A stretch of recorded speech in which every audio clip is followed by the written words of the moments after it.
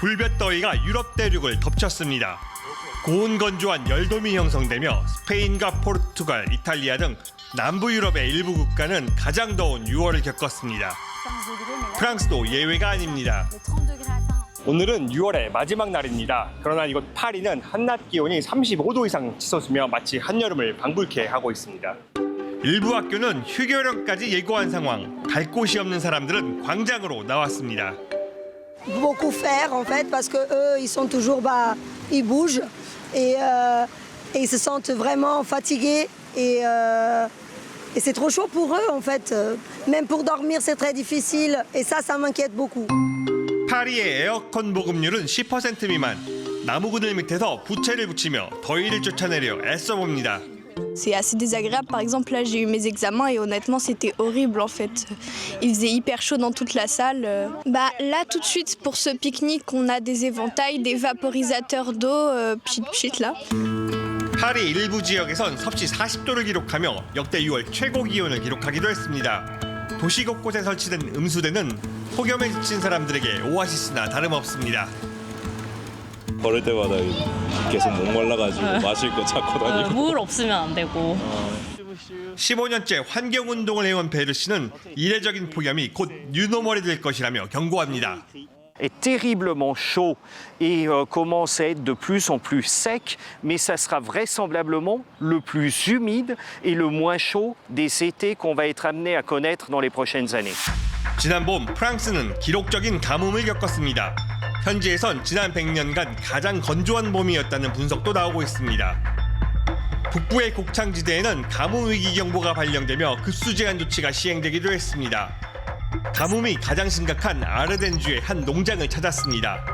여의도 면적만한 농장을 5대째 이어 운영하는 포티의 부부는 지난 봄 잠을 이루지 못한 날이 많았다고 합니다.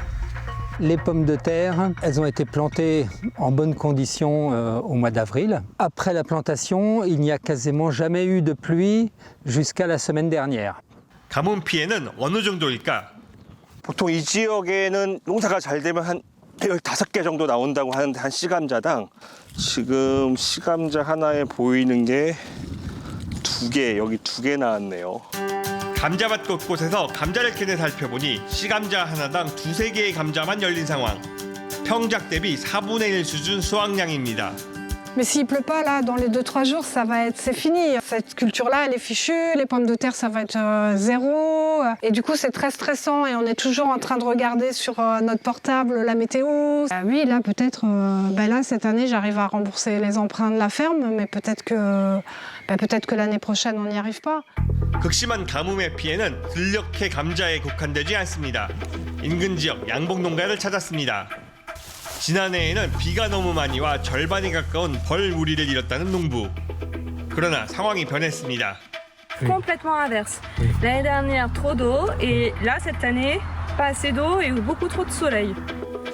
올해는 폭염과 가뭄 탓에 벌들이 꿀을 모으지 못한다고 합니다.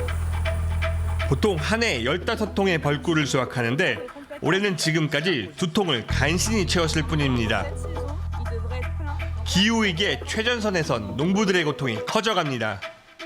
C'est beaucoup moins de sérénité, c'est de l'inquiétude et surtout, alors personnellement, je n'ai pas vécu de suicide, mais j'ai des amis qui ont fait des tentatives de suicide, qui ont échoué, heureusement. 프랑스 기상청을 찾아 이번 여름 이상 기후에 대해 물었습니다.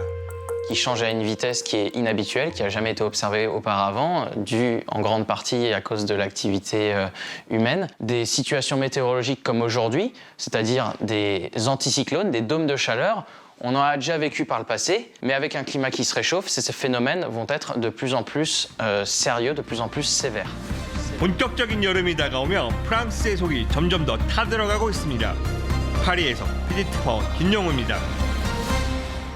차원이 다른 더위를 경험하고 있는 것 같습니다. 그럼 파리 다시 연결해서 이야기 들어보겠습니다. 김영우 PD 특파원, 죄송스럽게 또 밖에 서 계시는데 오늘도 많이 덥습니까? 네, 40도에 육박하던 기온이 다행히 며칠 사이 좀 낮아졌는데요. 오늘 낮 최고 기온은 섭씨 29도입니다. 하지만 평년 대비 여전히 5도 가까이 높은 편입니다. 이번 주 프랑스 대부분에 폭염 적색 경보가 발령됐는데요. 에펠탑 정상부는 안전을 고려해 일시 폐쇄되기도 했습니다. 프랑스의 일부 원전은 냉각수로 사용하는 강물의 수온이 올라가자 하천 환경 보호를 위해 일시적으로 가동을 중단하기도 했습니다. 이 냉방기구 수요도 급증해 파리 시내 전자제품 매장에서는 선풍기나 에어컨이 완전히 동나기도 했습니다. 파리와 에어컨은 좀 안 어울리는 그림인데 유럽 전역에 이런 현상이 있다고 봐야 되는 거겠죠? 네, 그렇습니다. 중남부 유럽을 덮었던 열돔이 지금은 동쪽으로 이동하고 있습니다. 오스트리아 등 중부 유럽과 발칸반도까지 세를 확산하며 해당 지역에 큰 피해를 주고 있습니다. 특히 발칸반도의 가뭄이 심한데요. 세르비아 등 일부 국가에서는 식수 제한 조치까지 발동했습니다. 건조한 날씨 탓에 산불도 곳곳에서 발생하고 있습니다. 스페인에서는 산불로 2명이 사망했고요. 관광지로 유명한 그리스 크레타 섬에서도 큰 산불이 발생해 주민과 관광객 5천여 명이 대피한 상황입니다. 이번 폭염으로 유럽의 경제 성장률이 0.5% 낮아질 거라는 전망도 나오고 있습니다. 지금까지 파리에서 전해드렸습니다. 예, 김영우 PD 특파원이었습니다. 우리나라도 무더운 날씨가 이어지고 있는데 7월 5일입니다. 여름 이제 시작이잖아요. 네, 그렇죠. 이제 유럽도 이제 본격 무더위가 7월부터인데요. 이제 이른 폭염으로 유럽에서는 벌써 최소 8명의 사망자가 발생했다고 하죠. 예. 포르투갈에서는 한때 이제 온도가 46도까지 올라가서요. 어느 해안가에서는 사람들이 이 쓰나미가 몰려오는 줄 알고 깜짝 놀라는 그런 해프닝도 있었다고 합니다. 근데 이제 알고 보니까요. 저렇게 이제 보시면은 거대한 파도처럼 보인 게 구름이었던 거죠. 육지가 워낙 뜨겁다 보니까요. 저녁 무렵 바다의 찬 공기하고 만나면서 저런 현상이 발생했다. 이렇게 얘기하고 있습니다. 저런 그림 처음 보네요. 그런데요, 예. 근데 이 폭염 문제를 정략적으로 이용하는 모습도 보이고 있다고 합니다. 이 최근 프랑스 극우 정치의 간판이죠. 이 마린 르팽이 에어컨 설치를 공약으로 내세웠는데요. 대중들이 사용하는 이 공공 서비스의 냉방 시설 너무 부족한데 이 정작 마크롱 정부는 냉방이 잘 되는 차량과 사무실을 누리고 있다. 이렇게 비판을 한 것이에요. 지난 1일 이 세계 기상기구에서 이런 경고를 했습니다. 이제 우리는 폭염과 함께 살아가는 법을 배워야 한다. 그러니까 이제 폭염이 뉴 노멀이 됐다라는 것인데요. 이제 앞으로 이런 것을 어떻게 조금 완화시키고 또 적응해 나갈 것인가가 굉장히 중요한 화두가 될 것이라고 생각을 합니다. 예, 폭염이 뉴 노멀이 됐다. 이젠 적응의 문제가 됐습니다.